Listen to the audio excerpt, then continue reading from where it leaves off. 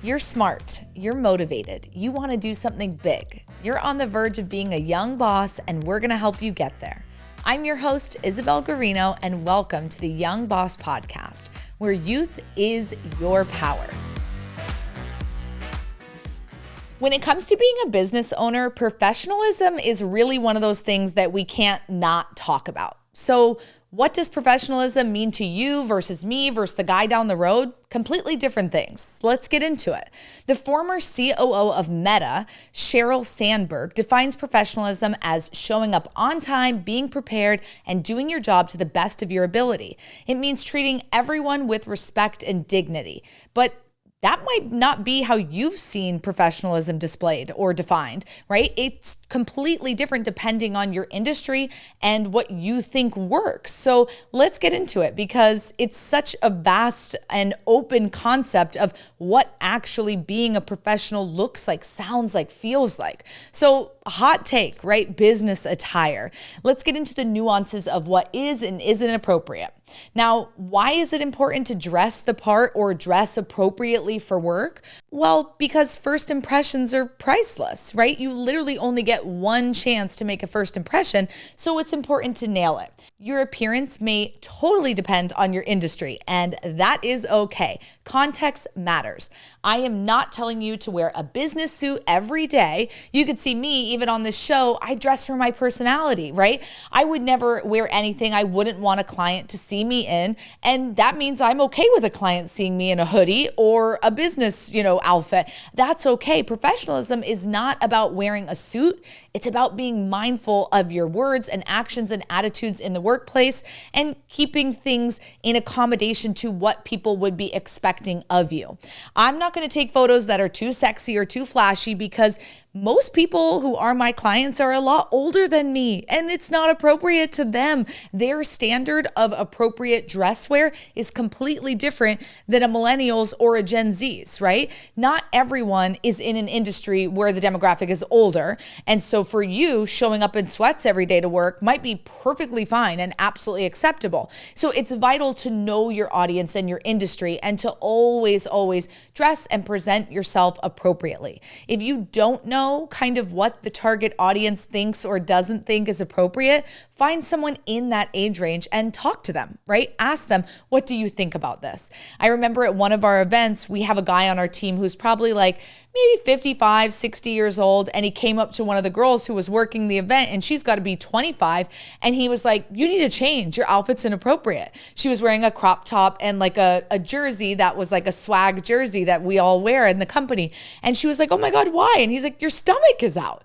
For a 55-year-old man, that's inappropriate in a business setting. For someone who's in Gen Z, they're like, what are you talking about? I look hot. So it totally depends on who you are and who the client is because he is more in our age range of our clients. So it's important that if he's saying that, that means everyone else is feeling that way. And so it was one of those conversations that was important to have. I'm speaking about holding yourself to whatever standard your industry requires of you, making sure that you're being professional in your setting. If you are a young boss who is running a successful OnlyFans account and that's how you're making your dough, then if that's your moneymaker, literally, I'm cool with that. Wear what you need to wear, right? Get that money, right? Get that money, honey. Get the bread. I know plenty of bottle girls who dress the part and crush it, but they're faking every shot that they take with you because they're professionals. And they're acting like it. You want to pay for their shot? Sure, that's an extra $20 in their pocket. Trust me, they're not that into you. They're taking a water shot while you're drinking that tequila, but it's fine. I even have friends who are strippers, right? Who are dancers, and they tell me the exact same thing. They always tell me that they make twice as much money when they're conducting themselves professionally versus when they're goofing off and partying on the job. So to me, that says everything. Professionalism is not exclusive to boardrooms or C-suites. It comes in all different shapes and sizes, and it's presented in a variety of ways, which are all largely dependent on the context and the situation. So you have to remember Who is your audience? What do they think is appropriate? And then behave and dress in accordance to that. If you're a bottle girl, you're probably wearing sexy lingerie, and that's what your client wants to see.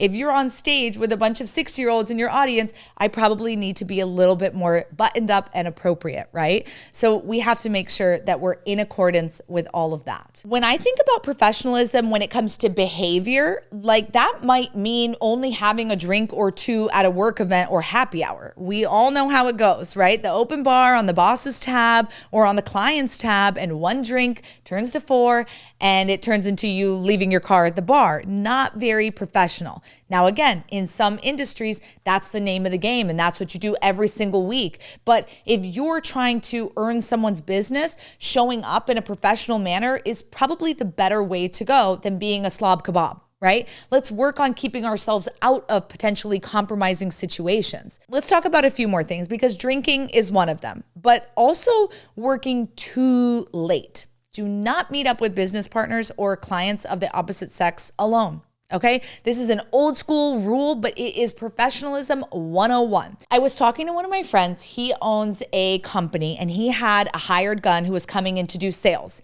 Well, the woman who this sales guy closed, she called my friend who owns the business a couple weeks later and said, "Hey, I'd really like a refund." And he was like, "Why? What's going on?" And she said, "I felt really pressured and extremely uncomfortable with your sales guy."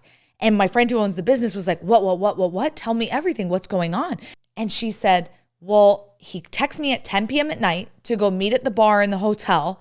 And we met and we talked about business, but it was 10 p.m. at night. He had 2 empty drinks there and he ordered a 3rd and a 4th while we were there.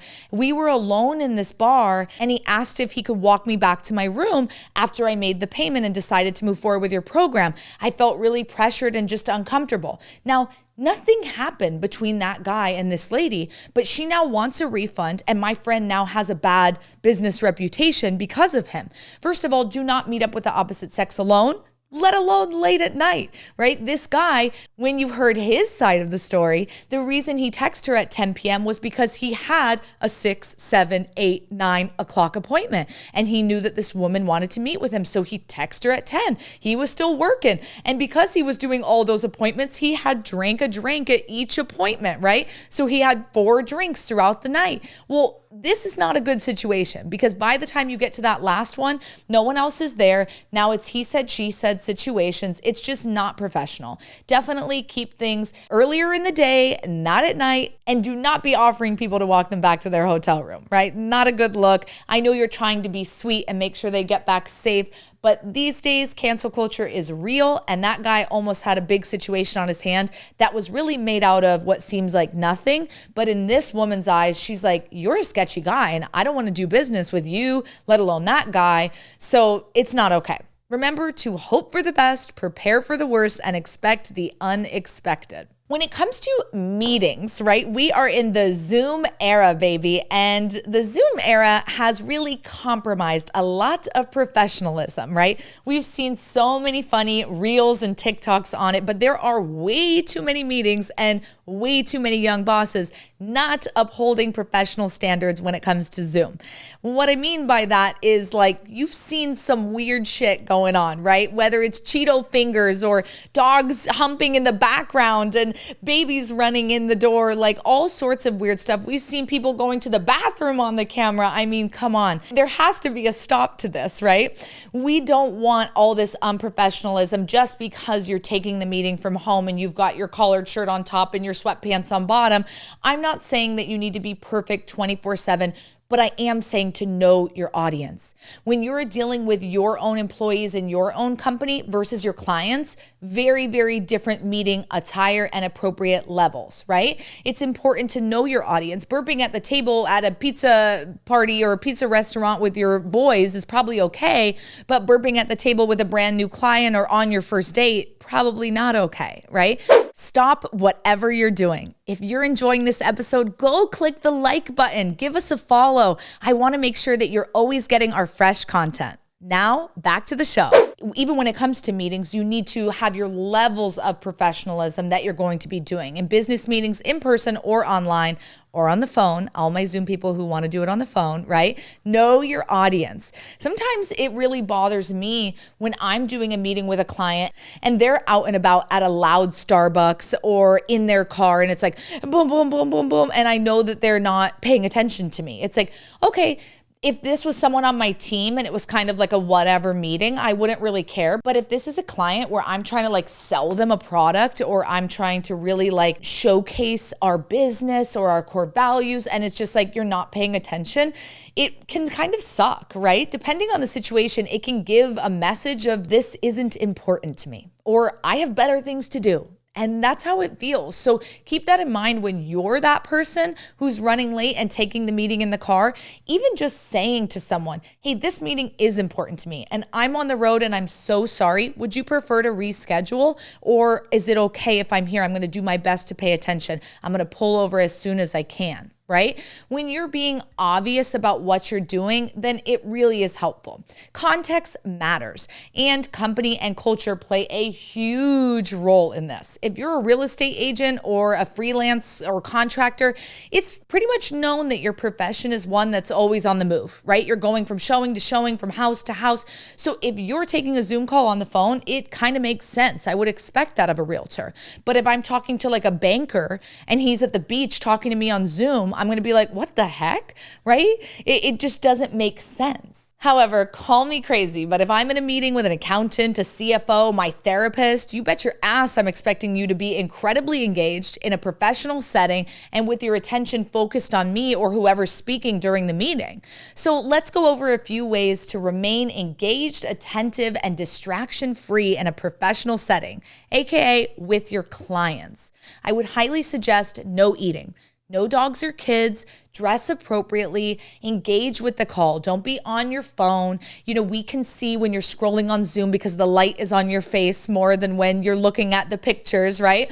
Don't be on your phone. It's not cute. Address emails correctly. When you're doing written language, right now we have Chat GPT. You can really have some incredible text help, some incredible email help, and make sure that you're texting and emailing appropriately and accurately pronouncing names and appropriately addressing others. People love when you say their name. It's like a big thing. So if you can reiterate someone's name on the call, it really does help. Remember, these tips are largely dependent on your industry and even more so on your company culture. So take my tips with a grain of salt because remember, you're always making an impression on somebody, even if you're unaware of it. So take it with a grain of salt. But always, always, always default to professionalism. No one is ever going to get mad at you because you were too professional, because you showed up too well dressed, because you didn't curse, because you didn't do whatever, right? No one's going to be mad at you for that. If you're going to an event you've never been to, lean professional. I actually just went to a brand new event I had never been to, and I chatted with someone who usually does go to this event, and I said, okay, so what's the dress code? And I know he's more casual guy, and he was like, oh, hoodies and jeans. And I was like, okay. But I knew in my mind, I'm about to be meeting 150 other business owners who are running really professional businesses. I probably don't want to show up in a hoodie on my first impression with them. I'd rather lean more professional and have my blazer and have my heels and look nice. And then the next day, if everyone truly is in hoodies, okay, maybe I'll switch it up. But do your research, know your facts, but still lean professional because you're never going to go wrong if you look good. I also want to say this, be professional on and off site, on and off the clock. If you are a young boss, if you're a business owner and you're saying, but Belle, I've worked 60 hours this week and honestly, I just want to go to the bar. I want to get lit. I deserve it. Okay, you do you. But clients, partners, prospects, they're everywhere. So this happens even more so when you work in a large bustling city like a Phoenix, LA, Atlanta, Tampa.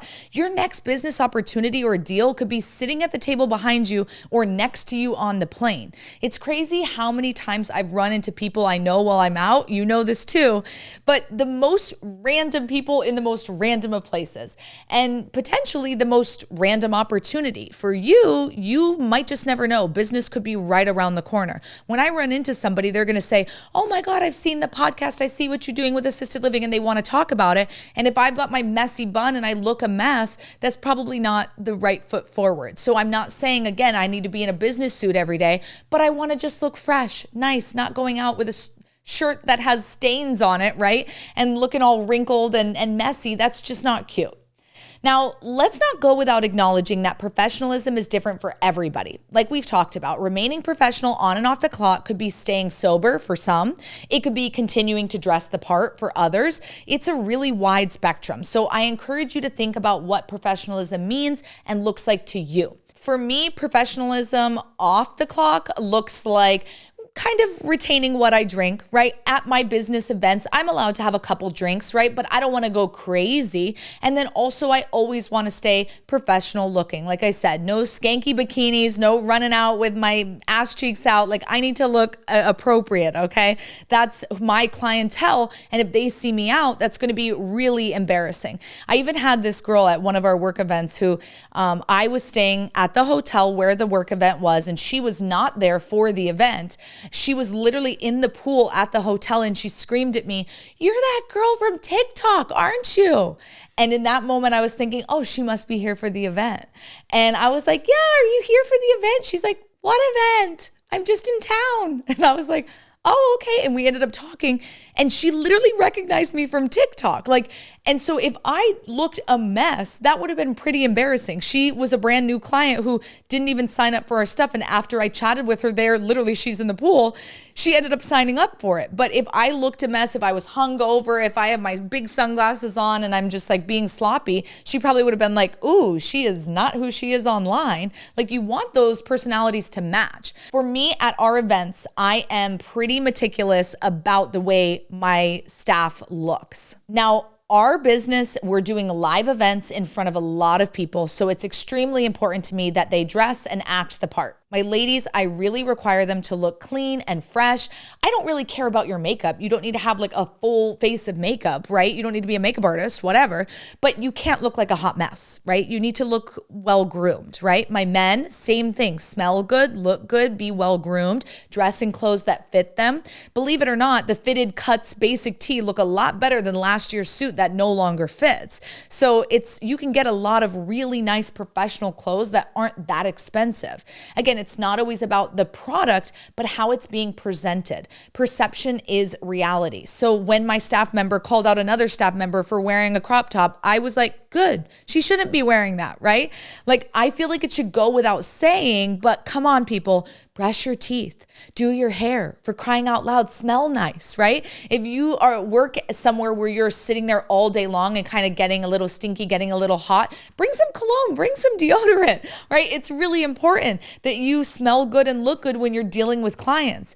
In my business at our sales events, professionalism is key because the personnel, they're meeting and greeting people who've paid at least $5,000 just to walk in the door. So you bet your ass my team is looking sharp. Now, this comes down to when the ladies are swiping credit cards, I want their nails done. Because if I'm swiping your credit card for $60,000 and my nails look chipped and gross and like I couldn't spend $20 on a little manicure, like that's not a good look, right? Men can get manicures too, just saying. But I want my team having a smile on their face, looking fresh, smelling fresh, being fresh. Call me old-fashioned, but these folks are making a big investment. And so it's important that my team looks the part. I want them to look like they're $60,000, right? I remember when I worked at Disney and I was doing merchandise, right? I was doing a merchandise internship, and in the Disney University, they prep you on so much stuff. And one of the things that they told us was an average family of 4 spends $7,000 to be here for a weekend. And so when they told us this, like I was in college at the time, I was young. I didn't even know what that money meant or felt like, but I knew it was a lot of money, right, to spend on a vacation. And so they said, pretend that this person who walked into the store just handed you a check for $7,000. That's how professional you need to act. That's the behavior, that's the smile, that's the energy you need to bring forward. And now I bring that same Disney concept into my business where I say, if someone is letting you swipe their card for $60,000, you need to pretend that you just received that check for $60,000, smile, behave, dress exactly like it is yours, right? Because that's so important. You have to match the level of professionalism. Here's some other tips for professionalism. Showing up early and staying late is a classic, tried and true method for success. You're never going to go wrong with that. No eating in front of clients or partners. News anchors don't chew gum on the air, do they? I mean, come on. Make people feel welcome and valued from beginning to end. Staying authentic and genuine, bringing a smile, right? Always, always, always being kind and friendly and asking them what they need, right? You see somebody shuffling around, getting their coffee or tea, and you just say, oh, do you need honey? We've got honey, and go get it for them. Go make it happen. If they need to leave early from whatever event you're hosting or whatever show you're producing, okay, make sure that you talk to them and say, hey, even though you're going to leave early, I'm going to send you everything you missed. Going above and beyond. Those are ways that you're being professional, anticipating people's needs and being accommodating to them. At the end of the day, you're like a concierge, right? As a young boss, you have to dress impeccably. You have to speak clearly and concisely and effectively. You have to anticipate the needs of your clients. And you really need to harbor knowledge of every part of the company or property or business or whatever it is. You would expect the concierge at the Waldorf or the Four Seasons to know where every bathroom is, to know where to find the best old fashioned in town. So why wouldn't you be the same for your business? You need to know it all, especially as the boss. Now, I expect my team members and myself to take on that role and to do it with grace. And I highly suggest if you don't have that in your culture, start curating it. One of the coolest parts of our culture is that people kindly call one another out when something's going wrong, right? Whether something's not on brand or something's not professional. And, I think that's important because if we're not going to hold each other to this same standard, then it's actually not going to work. You can't be the only one showing up acting professional and your team is a mess. You all have to kind of agree this is the way we're going to do it in our business. And then, like I said, my older teammate calling out my younger teammate, it helps them keep each other accountable and put each other in place so you don't have to always be the bad guy. They will start to monitor themselves. They'll start to monitor each other so you don't have to, and you can focus on being the young boss that you are. Keep in mind, a difference in age equals a difference in acceptable workwear and behavior, even sometimes language. So be really, really cautious and understand your client. What are they expecting of you, and how do you need to show up in whatever is deemed appropriate and professional to them? So when it comes to being professional, make sure that your appearance and behavior is on point. Maintaining professionalism in meetings and communication, even on Zoom, people. Find your level of professionalism and maintain it in and out of work. It doesn't stop just because you clocked out, right? I want to encourage you to think about your profession, right? What's expected or required of you? And maybe think about a time or two where you were underprepared or overprepared, and which one led to a negative outcome, right? To me, being overprepared, being overdressed, being ready to go, showing up early, staying late has never led to anything negative. But I want to know if it's different for you, because professionalism is not a label you give yourself. It's a description you hope others will apply to you. And that's really important. At the end of the day, professionalism is more than what you wear. It's how you act. It's how you speak. It's how you smell. It's how you show up in all ways, all days, right? On and off the clock. Thank you so much for listening to another episode of the Young Boss Podcast with me, Isabel Guarino. Be sure to like, share, and follow on Instagram and TikTok. Subscribe wherever you get your podcast, and let me know what you think is professional in your industry. Like I said, it ranges, so I want to know, are you allowed to wear crop tops at work? Is sweatpants acceptable? Or are you in a business where showing up in a suit and staying relatively sober is what's professional? Let me know. I want to hear from you. Remember, youth is your power.